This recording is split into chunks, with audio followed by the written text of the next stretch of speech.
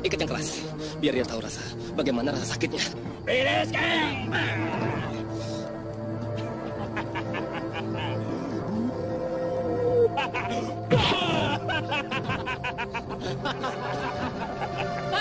Silakan, Kakang. Bagaimana, Mas Cilik?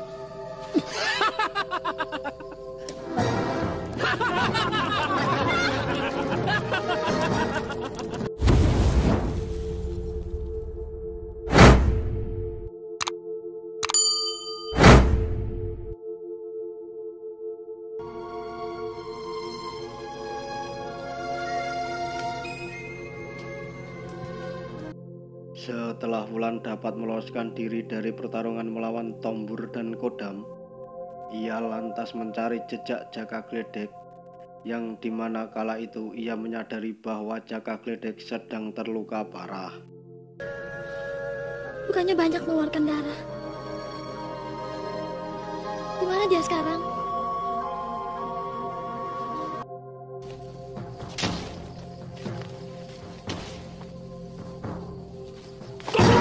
Kakak, kamu semua anjing kecil yang sudah di tangan bisa lepas begitu saja. Kalau kita gagal mencari dia, kita akan kehilangan hadiah 50.000 ringgit. Tolong. Aku akan kehilangan jabatan yang telah dijanjikan oleh kompeni. Di sisi lain terlihat di mana Pandera yang murka atas lolosnya Jaka Gledek, dikarenakan dengan menyerahkan Jaka Gledek pada kompeni, Pandera akan diangkat menjadi perwira kompeni dan iming-iming akan terjamin hidupnya oleh kompeni. Dan di saat Jaka Gledek terbangun dari tidurnya dikarenakan ia kelelahan dari kejaran Pandera dan tenaga dalamnya yang terkuras untuk menyembuhkan luka tembakan tepat di kakinya, ia mendengar teriakan seorang wanita yang meminta tolong.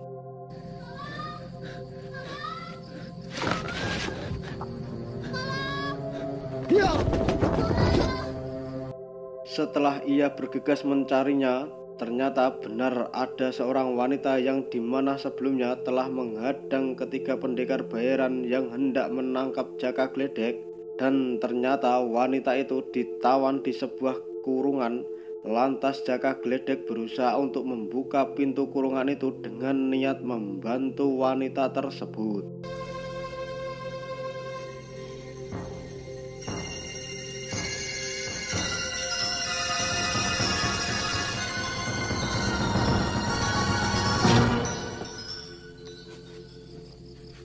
Kenapa kau berada di sini?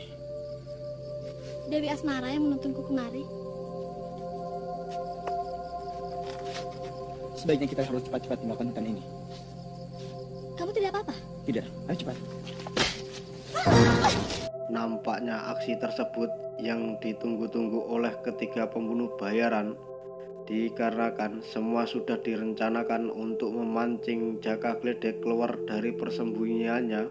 Ia menyandra dan menahan wanita itu. Bagaimana bocah kecil?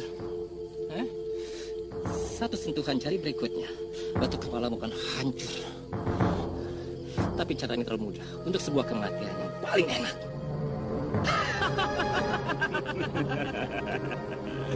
Ikat dia. Bakar!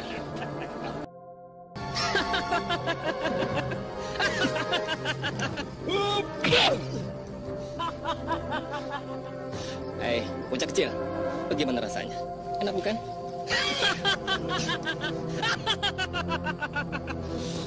Ikat yang keras, biar dia tahu bagaimana rasa sakitnya.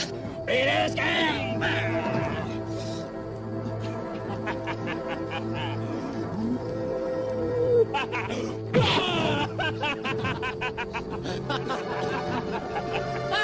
Silakan, Kakang. Bagaimana, Mas Cilik?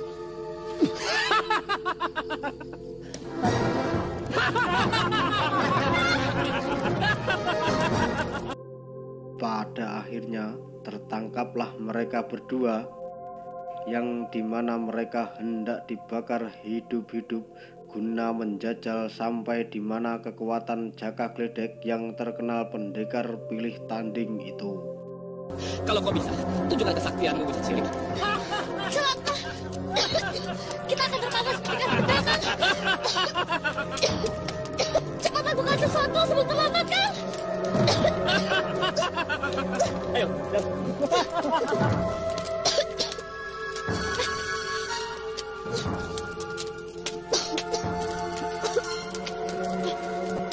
Dan benar adanya, dengan terpaksa Jaka Gledek memperlihatkan kesaktiannya pada mereka bertiga untuk melepaskan tali yang sudah membelenggunya dengan wanita itu.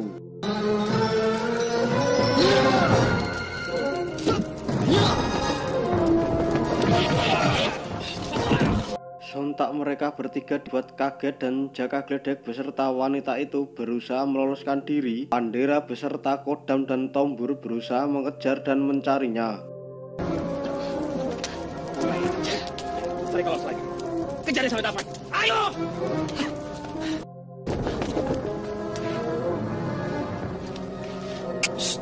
Ayo, kemari, cepat.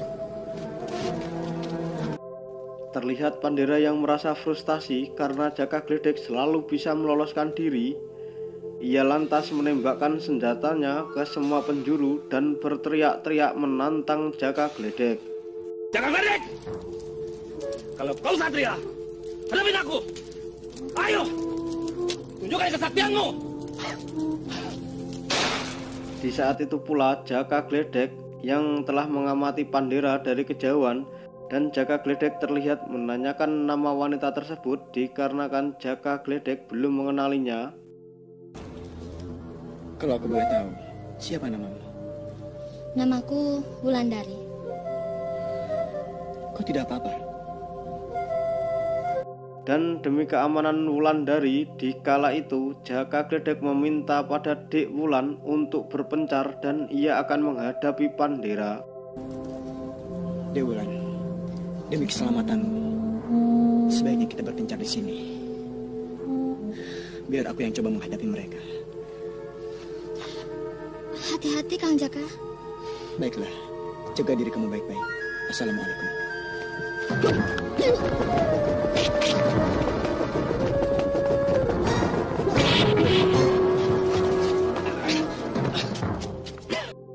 Sampailah Jaka Gledek mengejutkan Pandera dengan gagahnya layaknya kesatria sejati yang tepat di hadapan Pandera.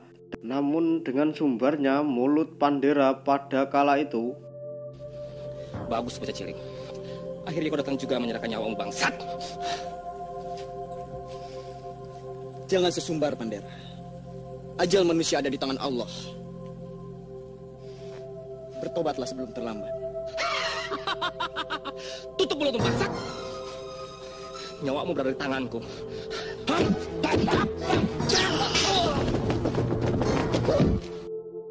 Tiba-tiba ia memberikan serangan yang mengejutkan pada Jaka Gledek. Namun Jaka Gledek masih bisa menahan serangan tersebut dan terjadilah perduelan mereka berdua. Kini saatnya kau buktikan kehebatan Pandera. Kehebatan sebagai seorang ksatria. Bangsat! Akan kulumat tulang-tulangmu, bocah kecil.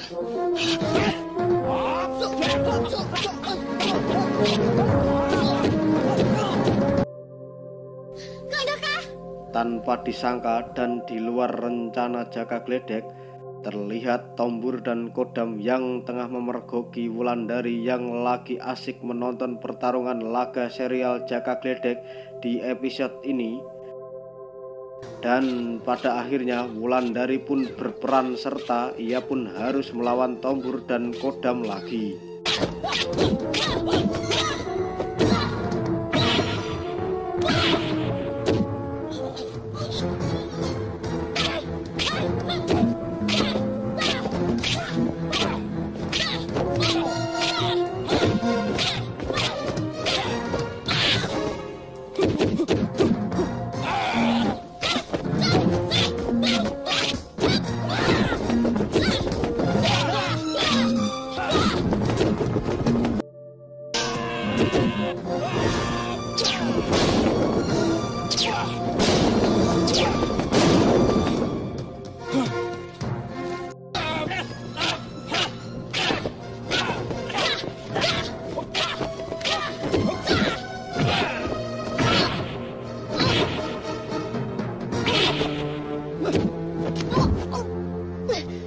Dan kali ini terlihat Wulandari kala itu kewalahan melawan Tombur dan Kodam dikarenakan ia enggan mengeluarkan jurus lato-latonya yang sama seperti sebelumnya. Dan pada akhirnya Wulan terkena serangan tenaga dalam dan bogem mentah dari Kodam dan Tombur. Bangsat!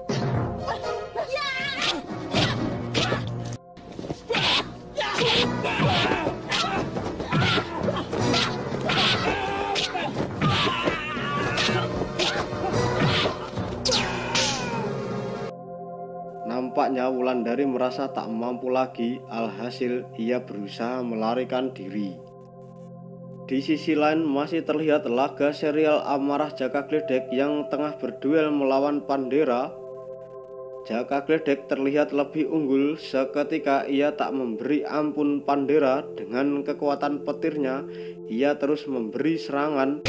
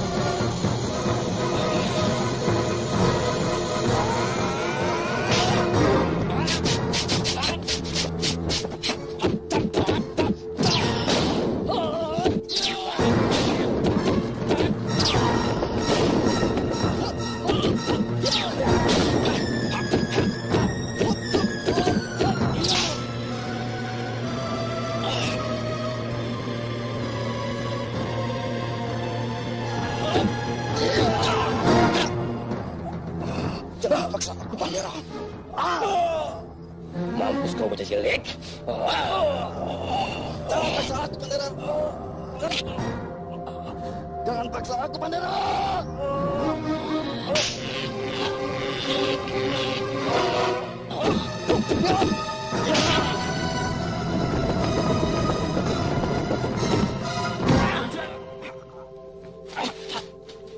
Dan pada akhirnya Pandera modiar oleh Jaka Gledek. Terlihat Tombur dan Kodam yang mungkin tengah kemecer dengan Wulandari kala itu, ia terus mengejarnya. Dan Wulandari yang sebelumnya sudah terkena pukulan yang bertubi-tubi dari Tombur dan Kodam, dengan sisa tenaga ia berusaha keras terus lari dari kejaran Tombur dan Kodam.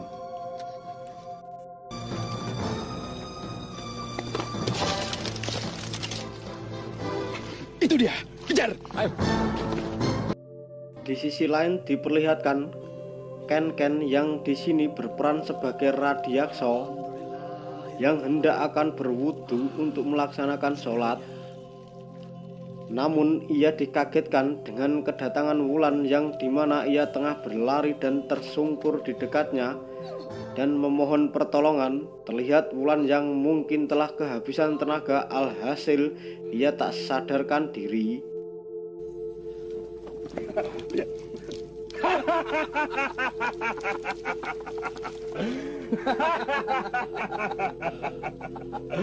Sontoloyo, ada apa lagi nih? Di saat Radiakso hendak memeriksa kondisinya, ia juga dikejutkan dengan kedatangan Kodam dan Tombur yang mengejar Wulandari kala itu. Di kala itu Kodam dan Tombur yang gacor sendiri karena sudah merasa kemecer mereka tak menghiraukan adanya Radiakso. Namun Radiakso yang kala itu mempunyai firasat yang kurang baik akan Tombur dan Kodam pada Wulandari. Ia melerai dan menyuruh Kodam dan Tombur untuk meninggalkan tempat tersebut. Akan tetapi Tombur dan Kodam yang begitu sombongnya telah mengatai Radiakso dan menyepelekannya untuk tidak ikut campur urusan mereka. Hai orang tua gembel, jangan ikut campur kalau mau selamat. Rupanya Aki Beot itu belum tahu dia berhadapan dengan siapa. Benar. Hei orang tua, jangan halangi kami. Ini urusan keluarga. Gadis ini calon istriku yang lari pada waktu malam pertama. Siapapun kalian, aku tidak peduli. Naluriku mengatakan kalian adalah anjing-anjing geladak yang kelaparan dan tidak tahu diri. Sekali lagi kuperingatkan pada kalian untuk segera tinggalkan tempat ini. Ayo! Dan pada akhirnya terjadilah pertarungan yang cukup sengit, 2 melawan 1.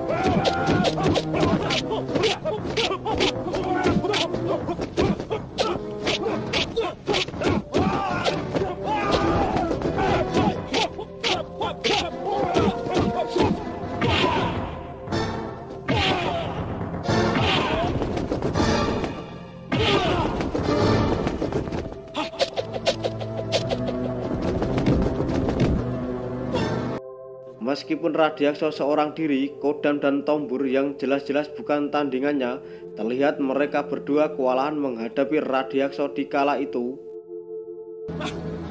Kurang aja!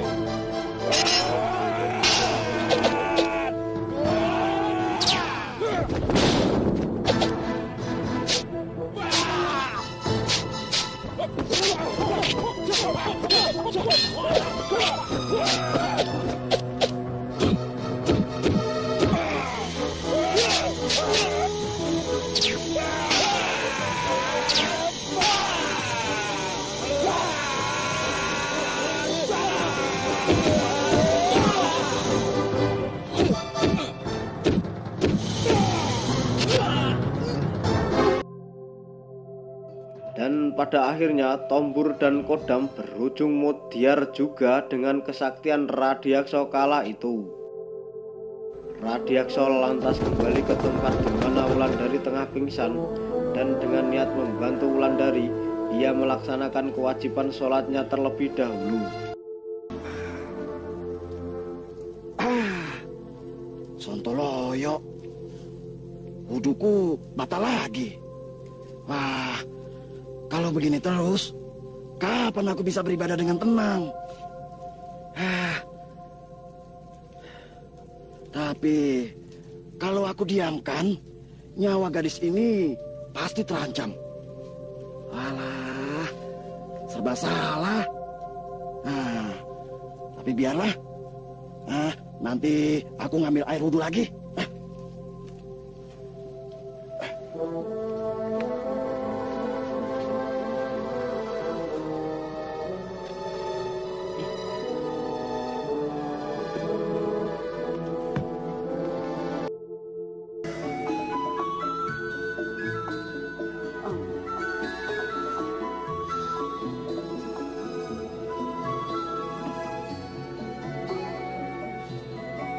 Assalamualaikum.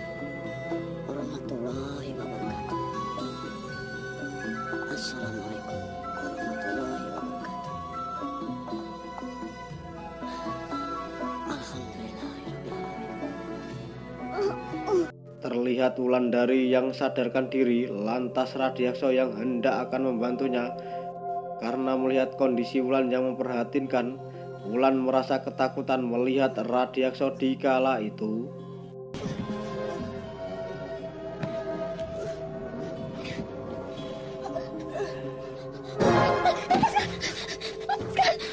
Siapa kau? Syukurlah, kau telah sadar. Dengan kondisi Wulandari yang lemah, seketika Radiakso membantu menyembuhkan luka dalam pada Wulandari. Tampaknya kau luka dalam. Aku harus segera menolongmu.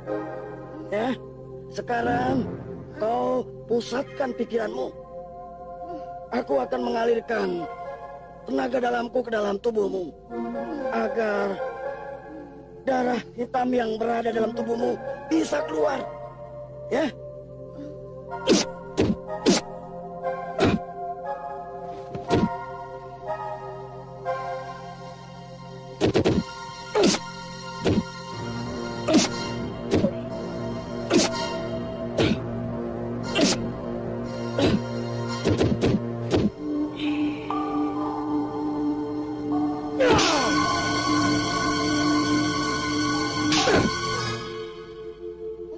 Dan setelah itu Wulan merasa mendingan dan terlihat ia masih kebingungan pada Radiakso.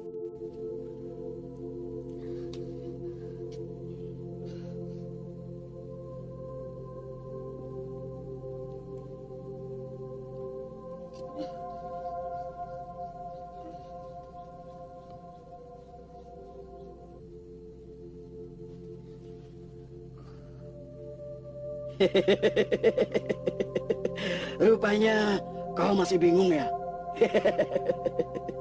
Dunia ini memang kecil. Kau masih mengenali aku? Apa kabar, Bunga?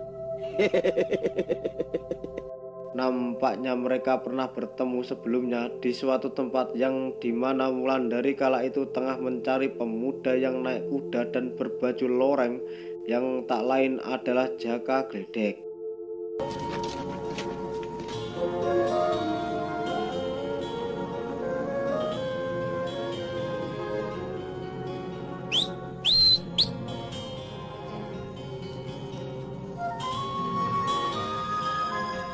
Apa Bapak memanggil saya? Iya. Wah, kebetulan Bapak, Aki adalah orang pertama yang saya jumpai di jalan ini. Boleh saya bertanya, Ki? Ya, boleh-boleh saja. Tidak ada yang melarang. Tapi sebaiknya kau panggil saja aku Pak D. Ya. Dan kau tentu bernama Bunga. Iya. Terserah Pak D saja. Ah, Tapi, apa Pak D pernah melihat seorang pendekar muda yang berkuda dan berbaju loreng? berbaju loreng. Pasti yang kau maksud si Toli itu. Si Jaka Gledek. Tapi dia tidak naik kuda. Kalau begitu, terima kasih Pak D. Tunggu. Terima kasih Pak D. Ya. Lantas Wulan telah mengingatnya dan mengenali Radiakso. Terlihat ia begitu kelelahan dan hendak beristirahat sejenak guna memulihkan tenaganya. Lantas akankah Wulandari dan Radiakso bisa bertemu dengan Jaka Gledek? Simak terus kelanjutannya di AG92 Channel. Jangan lupa subscribe dulu dan nyalakan loncengnya untuk update video selanjutnya. Mimin ucapkan banyak terima kasih. Akhiri salam dari Mimin. Wassalamualaikum warahmatullahi wabarakatuh.